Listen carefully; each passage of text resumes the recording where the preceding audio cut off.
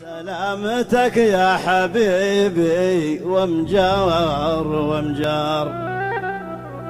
أمراض جت لك خطيرة يكفيك منها، متى التقي بك وانسى همومي.